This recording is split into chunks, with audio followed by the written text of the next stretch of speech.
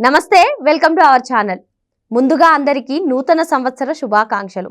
మరి ఎలాగో 2024కి స్వస్తి పలికాం. ఒక్కసారి మనం చూద్దాం 2024లో ఆంధ్రప్రదేశ్ రాష్ట్ర ప్రజలు ఎటువంటి పరిస్థితులు ఎదుర్కొన్నారో ఒకసారి చూసేద్దాం.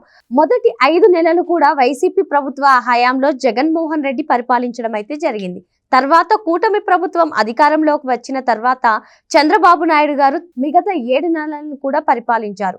అసలు 7 నెలల పరిపాలనను వారి 5 సంవత్సరాల పరిపాలనను పోల్చవద్దు. కానీ ఒకసారి ఈ సంవత్సరంలో 2024 సంవత్సరంలో ఎవరి పాలనకు ప్రజలు పట్టం కడుతున్నారు అనే విషయాలు తెలుసుకుందాం. దీనిపై పూర్తిగా విశ్లేషించడానికి మనతో పాటుగా ఉన్నారు ప్రముఖ రాజకీయ విశ్లేషకులు డాక్టర్ గడ్డిపాటి శ్యామ్ ప్రసాద్ గారు. వారిని అడిగి పూర్తి వివరాలు తెలుసుకుందాం. సార్ నమస్తే సార్.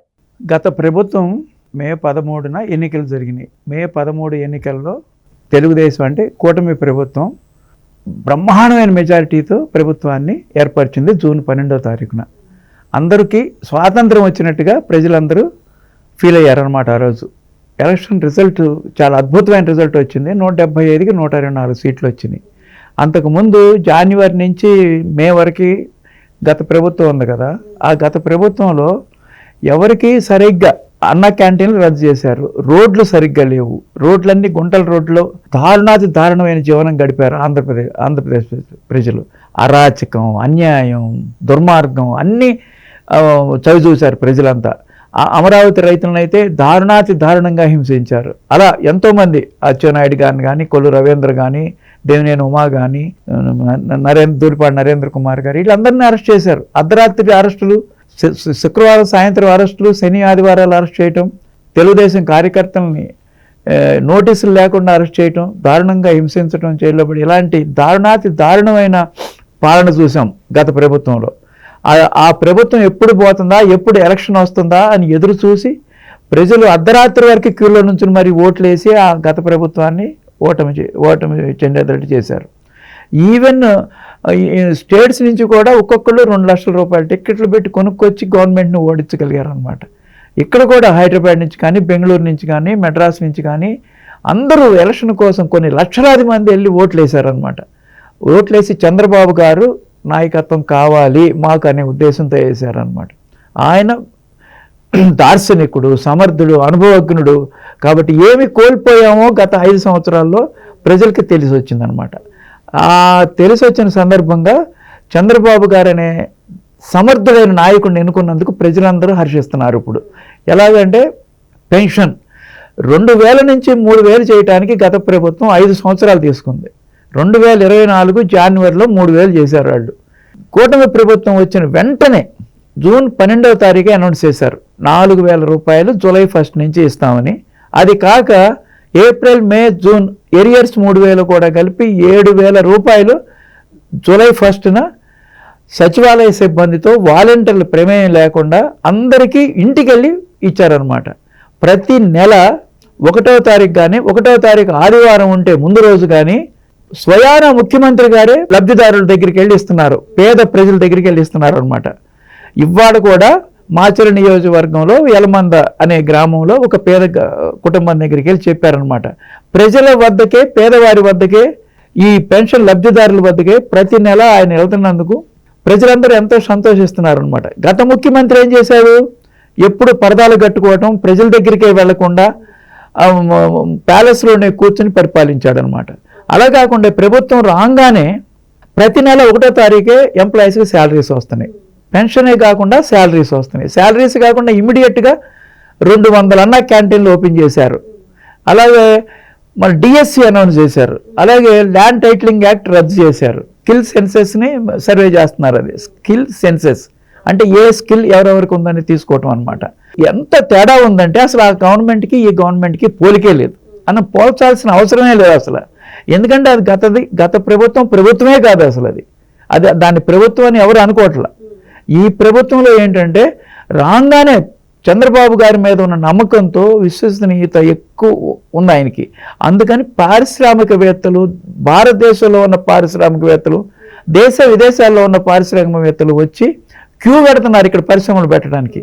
దానికి తార్కాణమే ఎన్టీపీసీ రావటం కానీ, రిలయన్స్ రావటం కానీ, టాటా రావటం కానీ, ఆర్సెల్ఆర్ మెటల్ రావటం కానీ, అంటే గూగుల్ వచ్చింది, అలాగే టీసీఎస్ వచ్చింది, అలాగే బీపీసీఎల్ వచ్చింది. ఇన్ని కంపెనీలు వరుసగా వస్తున్నాయి అన్నమాట. అదే దానికి తార్కాణం. వాళ్ళ 5 సంవత్సరాల గత ప్రభుత్వ చరిత్రలో ఒక్క కంపెనీ కూడా రాలేదు. గత 5 సంవత్సరాల్లో వాళ్ళు అమరావతి రాజధాని సర్వనాశనం చేసి రాజధాని లేని రాష్ట్రంగా మన ఆంధ్రప్రదేశ్ని పలు ఇతర రాష్ట్రాల వారి దగ్గర హాస్యం అంటే ఎగతాళి చేసేటట్టుగా తయారైపోయాం. ఆంధ్ర రాష్ట్రం అంటే అందరికీ అపహాస్యం అయిపోయిందనమాట. మూడు రాజధానులు అని చెప్పి అన్యాయంగా ఏ రాజధాని అంటే ఒక్క రాజధానిలో కూడా ఆయన అనుకున్న వైజాగ్ కానీ, కర్నూలు కానీ, అమరావతి కానీ ఎక్కడ ఒక్క రాయి కూడా పెట్టకుండా 3 సంవత్సరాలు గడిపేశాడు. ఒకసారి ఆయన కనుక ఈ 3 రాజధానుల బిల్లు కనుక పాస్ కాలేదని కౌన్సిల్నే రద్దు చేయడానికి ప్రపోజ్ చేశాడు. ఎంత దుర్మార్గంగా చేశాడంటే కౌన్సిల్.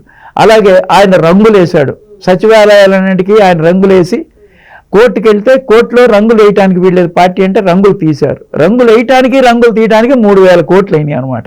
ఒక పట్టిసీమ ప్రాజెక్టు కాస్ట్ 1,600 కోట్లతో పట్టిసీమ ప్రాజెక్ట్ అయిపోయింది. ఒక 2 ప్రాజెక్టులు వచ్చాయన్నమాట.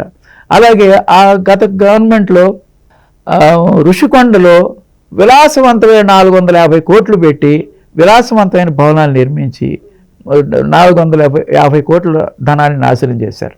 ఇవాళకి చంద్రబాబు నాయుడు గారికి ఆ భవనాలను ఏం చేయాలో ఆయనకు అర్థం కావట్లేదు. అలాగే హైకోర్టు కర్నూలులో పెడతామని చెప్పి ప్రజల్ని మోసం చేశాడు. కోర్టులో ఎఫిడవిట్లో మేము కోర్టు కర్నూలులో పెట్టట్లేదని అఫిడవిట్ ఇచ్చాడు. ప్రజలకేమో నేను కోర్టు కర్నూలులో పెడతానని చెప్పాడనమాట. అమరావతిలో అసెంబ్లీ పెడతామన్నాడు. ఆల్రెడీ అసెంబ్లీ 2014, 2019లోనే సెక్రటరియట్, అసెంబ్లీ, హైకోర్టు నిర్మించారు. దాంట్లోనే కార్యక్రమాలన్నీ జరిగినాయి అన్నమాట. అలాగే అసంపూర్తిగా కొన్ని బిల్డింగ్స్ అన్నిటిని అసంపూర్తిగా పెట్టేసి పాడు పెట్టారు. అమరావతిలో ఉన్న రోడ్లను కూడా తవ్వేసి అమ్ముకున్నారు అనమాట. ఒక్కటేంటి చెప్పుకుంటూ వెళ్తే కొన్ని 100 రకాల దుర్మార్గాలు చేశారనమాట. అసలు ఎక్కడ ఇది మంచి కార్యక్రమం అని చెప్పుకోవటానికి వీలు లేకుండా చేశారు. నేను బటన్ నొక్కుతాను, నాకు ఓట్లు వేస్తారు, నేను ఎందుకు ఓడిపోయాను, ఎంతమందికి అవ్వాతాతలు నాకు ఓట్లు వేయలేదా అని మొదలుపెట్టాడు అనమాట. ఎవరు వేస్తారు? 5 సంవత్సరాలు ఒక్క ఛాన్స్ అని అంటే నమ్మి ప్రజలు మోసపోయారు. 16 నెలలు జైల్లో ఉండొచ్చిన మనిషిని ముఖ్యమంత్రి చేశారు ఆంధ్ర ప్రజలు.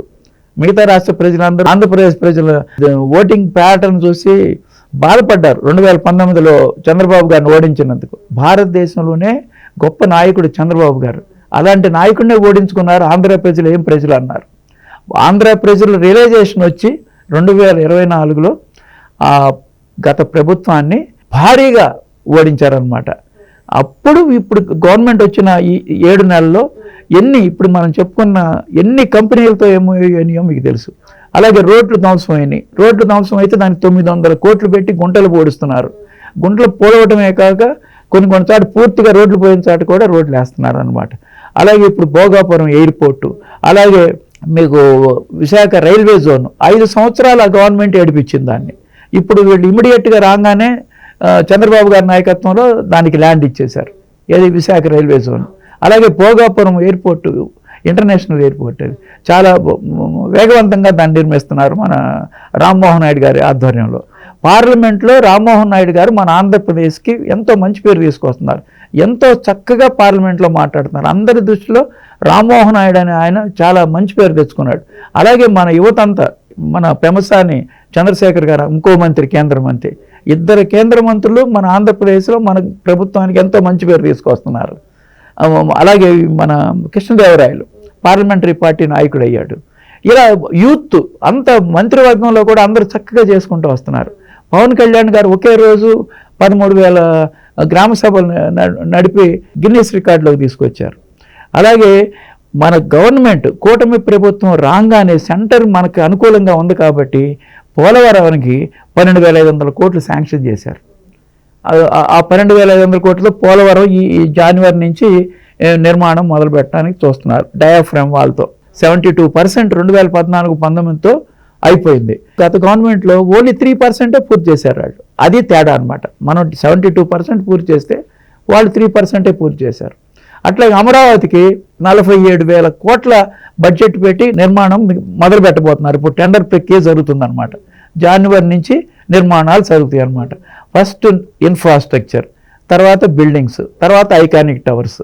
అమరావతిని ఇవన్నీ నేను ప్రభుత్వం అనుమతి ఇచ్చింది 45,000 కోట్లతో అమరావతి నిర్మాణం చేయండి అని. అది 3 yearsలో కంప్లీట్ చేయాలని భావిస్తున్నారు. ఇలా అమరావతి ఒకవైపు పోలవరం రెండు కళ్ళ లాంటి పూర్తిగా ధ్వంసం చేశారు గత గవర్నమెంట్లో. ఈ గవర్నమెంట్ వచ్చిన 6 నెలల్లోనే ప్రక్రియ మొదలుపెట్టేశారు. అమరావతి ఉత్సాహంగా ఉన్నారు. అమరావతిని ఒక అడవిలాగా చేశారు పాత గవర్నమెంట్. ఈ గవర్నమెంట్ ఏం చేశారు, దాంట్లో అడవిలాగా ఆయన అమరావతిని ఒక అడవిని 36 కోట్లు పెట్టి జంగిల్ క్లియరెన్స్ చేశారు. క్లియర్గా ఉంది. ఇప్పుడు కూటమి ప్రభుత్వం ఏర్పాటైన మొట్టమొదటి రోజు LED లైట్స్ సీడ్ యాక్సిస్ రోడ్లో వచ్చినాయి అన్నమాట. సీడ్ యాక్సిస్ రోడ్లో నుంచి మెయిన్ హైవేకి 2-3 రోడ్స్ కలిపేటట్టుగా ఇప్పుడు ప్లాన్ చేస్తున్నారు అన్నమాట. అలాగే వెస్టర్న్ బైపాస్, కృష్ణా రివర్ మీద వెస్ట్ బైపాస్ ఉంది విజయవాడకి, అది అమరావతిలో నుంచి వెళ్తుంది అనమాట. అది కూడా అయిపోవచ్చింది 3-4 monthsలో. అలాగే అమరావతికి కూడా రైల్వే స్టేషన్ మనకి శాంక్షన్ అయింది సెంట్రల్ గవర్నమెంట్ 2,200 కోట్లతో. అది కూడా కృష్ణా రివర్ మీద 3.2 కిలోమీటర్ల రైల్వే బ్రిడ్జ్ వస్తుందన్నమాట. ఇంకా చెప్పుకుంటా పోతే చాలా ఉన్నాయి. వాళ్ళు ధ్వంసం చేశారు. ఇప్పుడు చూసినట్లయితే 2024 సంవత్సరానికి ఎలాగో స్వస్తి పలికేశాము, కానీ 2024లో ఏపీ రాష్ట్ర ప్రజలను మిశ్రమ పాలనను చూశారు. అంటే మొదటి 5 నెలలు కూడా వైసీపీ హయాంలో జగన్మోహన్ రెడ్డి పరిపాలించారు. తర్వాత 7 నెలలు కూడా కూటమి ప్రభుత్వం అధికారంలోకి వచ్చిన తర్వాత టీడీపీ హయాంలో, అంటే కూటమి ప్రభుత్వ హయాంలో చంద్రబాబు నాయుడు గారు పరిపాలించారు. మరి ఎవరి పాలనకు ప్రజలు పట్టాం కడుతున్నారు? అసలు ఇప్పటివరకు ఏం జరిగింది? తర్వాత కూటమి ప్రభుత్వం ఎటువంటి అభివృద్ధి చేయబోతుంది? దీనిపై మీ అభిప్రాయం ఏంటి సార్? వాళ్ళకి ఏం పని లేదు. వాళ్ళకి ఏం చెప్తారు? ఎక్కడుంది ప్రజా వ్యతిరేకత? చక్కగా ఇప్పుడు చూసారు, అమరావతి చక్కగా 47,000 కోట్లతో నిర్మాణాలు మొదలు పెడుతున్నారు. అలాగే డయాఫ్రేమ్ వాల్ కన్స్ట్రక్షన్ 1000 కోట్లతో మొదలు పెడుతున్నారు. పోలవరం 12,500 కోట్లు శాంక్షన్ చేశారు దానికి. అట్లాగే మనకి 15,000 కోట్లు వరల్డ్ బ్యాంక్ నుంచి కానీ ఏడీబీ నుంచి కానీ 15,000 కోట్లు వస్తున్నాయి. హుడ్కో 11,000 రుణం తీసుకొస్తున్నారు. 5,000 కోట్లు ఇంకో బ్యాంక్ రుణం తీసుకొస్తున్నారు. ఈ ఫండ్స్ అన్ని సఫిషియెంట్గా ఉన్నాయి. కేంద్రంతో మనం సమన్వయం చేసుకొని తెచ్చుకుంటున్నాం. అమరావతిలో XLRI వస్తుంది, ఇన్స్టిట్యూట్, మేనేజ్మెంట్ ఇన్స్టిట్యూట్. అలాగే బిట్స్ పిలానీ వస్తుంది. అలాగే బసవతారకం క్యాన్సర్ హాస్పిటల్ వస్తుంది, ESI హాస్పిటల్ వస్తుంది. ఇన్ని ఇన్స్టిట్యూట్స్ వస్తున్నాయి. అట్లా సార్ ఎందుకని సార్ మరి వైసీపీ నుంచి ఎటువంటి కీలక నేతల నోటినైనా సరే ప్రభుత్వంపై తీవ్రంగా ప్రజా వ్యతిరేకత పెరిగిపోతుందని అంటున్నారు? చంద్రబాబు గారు 2014-19లోనే బొల్లాపల్లి రిజర్వాయర్కి గోదావరి నుంచి పెన్నా కనెక్ట్ చేసే విధంగా నదుల అనుసంధాన కార్యక్రమం 2014-2019లోనే మొదలుపెట్టారు. తర్వాత దాన్ని గత ప్రభుత్వం దాన్ని కొంచెం శ్రద్ధ పట్టించుకోకుండా వదిలేశారు. ఇప్పుడు మళ్ళా ఆ కార్యక్రమాన్ని నిన్న ముఖ్యమంత్రి చంద్రబాబు గారు ప్రెస్ మీట్ పెట్టి దాని పూర్తి వివరాలు తెలియజేశారు. దాని ద్వారా మొత్తం కరువు రహిత రాష్ట్రంగా మన ఆంధ్రప్రదేశ్ని తీసుకురావడానికి ఆయన ప్రయత్నిస్తున్నాడు. అది విజనరీ అంటే, అది సమర్థత అంటే, అది అనుభవం అంటే. భారతదేశంలోనే చాలా గొప్ప నదుల అనుసంధాన ప్రక్రియ ఇది. దీనికంటే చేయగలిగింది ఎవరు ఏం చేయలేరు అనమాట. అలాగే ఇప్పుడు మనకి రైల్వే స్టేషన్ అమరావతికి రైల్వే స్టేషన్ మోడర్న్గా తీసుకొస్తున్నారు. అలాగే విజయవాడ, వైజాగ్కి మెట్రో తీసుకొస్తున్నారు. ఒక్క కార్యక్రమం ఏంటి, ఎన్ని రకాల కార్యక్రమాలు చేస్తున్నారు, దానికి మనం ఊహించలేమన్నమాట. అలాగే డ్రోన్ టెక్నాలజీ ఉపయోగిస్తున్నారు. డ్రోన్ సబ్మిట్ పెట్టి మనకి బోల్డ్ గిన్నీస్ రికార్డ్స్ తీసుకొచ్చారు. అలాగే సీ ప్లేన్స్ తీసుకొస్తున్నారు. ఆ టూరిజం శాఖ కూడా చాలా ఎఫిషియెంట్గా పనిచేస్తుంది. అలా ఇలా చెప్పుకుంటా పోతే మనకి కనీసం ఒక 2-3 గంటలు చెప్పొచ్చు ఈ 6 monthsలో చంద్రబాబు గారి నాయకత్వంలో చేసిన పనులన్నిటి గురించి. అలాగే ఇప్పుడు పెన్షన్లు ఇస్తున్నారు, అలాగే గ్యాస్ సిలిండర్లు ఇస్తున్నారు చెప్పినట్టుగా, వాగ్దానాలు. పెన్షన్ చెప్పినట్టుగా 4,000 మొట్టమొదటి రోజు ఇచ్చేశారు. శాలరీస్ మరి ఎంప్లాయీస్కి 1వ తారీఖు శాలరీ ఎప్పుడన్నా లాస్ట్ 5 yearsలో వచ్చిందా? 1వ తారీఖే శాలరీ వస్తుంది. అలాగే గ్యాస్ సిలిండర్లు ఇస్తున్నారు. అలాగే రేపు స్త్రీలకు బస్సు ప్రయాణం రేపు ఉగాది నుంచి ఇస్తారంట, ఎక్సైజ్ చేస్తున్నారు. తల్లికి వందనం వస్తుంది. అలాగే నిరుద్యోగం కేవలం ఇన్ని కంపెనీలు వస్తున్నాయి కాబట్టి నిరుద్యోగ భృతి కూడా ఇస్తారు. నిరుద్యోగ భృతి రాకుండా ఉండటానికి ఎంప్లాయ్మెంట్ 20 లక్షల మందికి ఇస్తామనడానికి, 20 లక్షల మందికి ఎంప్లాయ్మెంట్ ఇస్తానికి లోకేష్ గారు విపరీతమైన కృషి చేస్తున్నారు. ఆయన కృషి వల్లనే గూగుల్ వచ్చింది, ఆయన కృషి వల్లే TCS వచ్చింది. మరి ఇన్ని కంపెనీలు వస్తున్నాయి. HCL టెక్ ఎక్స్పాన్షన్ చేస్తున్నారు. కొన్ని వేల ఉద్యోగాలు వస్తున్నాయి.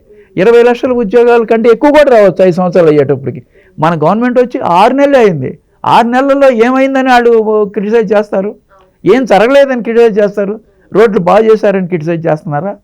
లేకపోతే కంపెనీలు ఇన్ని ఎందుకు వస్తున్నాయని క్రిటిసైజ్ చేస్తున్నారా? ఉద్యోగాలు ఇన్ని వచ్చేస్తున్నాయని ఎందుకు క్రిటిసైజ్ చేస్తున్నారా? జాబ్ మేళాలు జరుగుతున్నాయని క్రిటిసైజ్ చేస్తారా? ఇంత పెద్ద కంపెనీస్ వస్తుంటే Google company is not a joke. గూగుల్కు ప్రపంచ ప్రఖ్యాతిగాంచిన సంస్థ అది మైక్రోసాఫ్ట్తో పాటు. హైదరాబాద్ డెవలప్మెంట్ మైక్రోసాఫ్ట్తో మొదలైంది. అలాగే మన ఆంధ్రప్రదేశ్ డెవలప్మెంట్ గూగుల్తో మొదలవుతుంది. గూగుల్ వైజాగ్లో పెడుతున్నారు. అది సీ కేబుల్ కూడా కనెక్టివిటీ ఉంటుంది దానికి.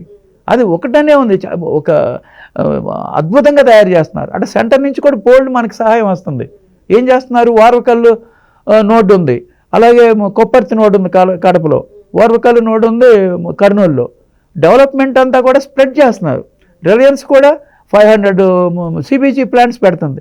అది రాయలసీమలో కొన్ని, ఉత్తర కోస్తాలో కొన్ని ఎక్కువగా పెడుతుంది. త్వరలో ప్రకాశం జిల్లాలో కూడా ఫౌండేషన్ స్టోన్ అయిపోతున్నారు. స్టేట్ అంతా డీసెంట్రలైజ్ చేస్తున్నారు. అభివృద్ధి మొత్తం రాష్ట్రం అంతా ఉంటుంది, ప్రభుత్వం మాత్రం ఒక సెంటర్ ప్లేస్ గుంటూరు జిల్లాలో ఉంటుంది అనమాట. అలా ఇన్ని రకాలుగా డెవలప్ అవుతూ వస్తుంది స్టేటు. 6 నెలల్లో, అంటే ఇది కనీసం 20 సంవత్సరాలు చేసే పని 6 నెలల్లో చేశారు గవర్నమెంట్. ఇంతకంటే మనం చేయగలిగింది 5 సంవత్సరాల్లో ఆడు ఏమన్నా ఈ ఒక్క పని చేశారా? ఒక్కరైనా చేశారా? కనీసం రోడ్డు వేసారా? వాళ్ళు అదే డిఫరెన్స్. మరి ఈ గవర్నమెంట్ రాగానే కంపెనీలు ఎన్ని వస్తున్నాయి, రోడ్లు వేసేస్తున్నారు. రోడ్లు ఎందుకు వేయలే వాళ్ళు? 900 కోట్లతో రోడ్లు వేయలేరు వాళ్ళు. గుంటలు కనీసం గుంటలు పూడ్చారా? అలాగే వరదలు వచ్చినాయి. వరదలు ఎంత ఎఫిషియెంట్గా మేనేజ్ చేశారు బుడమేరుది. మరి చంద్రబాబు గారి నాయకత్వంలో ప్రజలందరూ 500 కోట్ల పైన డొనేషన్లు ఇచ్చారు. ఒక్క ఎకరమన్నా డొనేషన్ తెచ్చుకోగలరు వాళ్ళు? ఇంత తేడా ఉంది. ఆ గవర్నమెంట్కి ఈ గవర్నమెంట్కి పోల్చదగిందే కాదనమాట. మరి ఇదండి, గతంలో వైసీపీ ప్రభుత్వ హయాంలో అంత అరాచక నియంత పాలన సాగిందని, కూటమి ప్రభుత్వ రాకతో అన్ని రంగాలలే కాకుండా అన్ని ప్రాంతాల అభివృద్ధి కూడా జరుగుతుందని సార్ చెప్తున్నారు. Thank you sir.